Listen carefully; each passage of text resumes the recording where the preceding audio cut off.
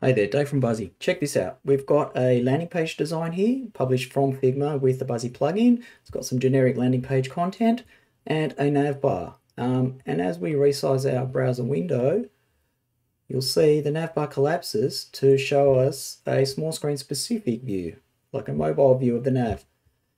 And this was generated straight from Figma, directly to a working app with the Buzzy plugin, and here's how it was done.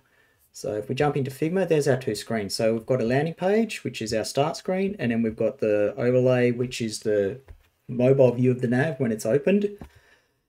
Inside the navbar itself, and this is the little trick to it, is we've got a responsive navbar set up as an auto layout. Inside that, we've got our mobile navbar, a shim, and the normal desktop size navbar. If I switch to wireframe view, we can see what's going on.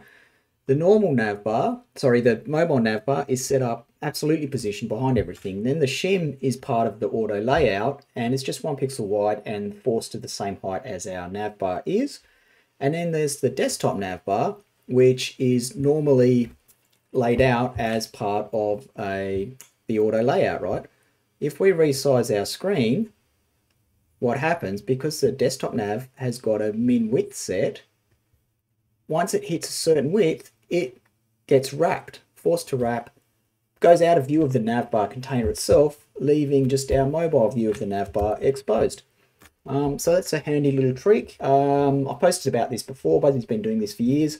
But yeah, I hope it's useful, and it's coming soon in the new Buzzy AI toolkit. Thanks for watching.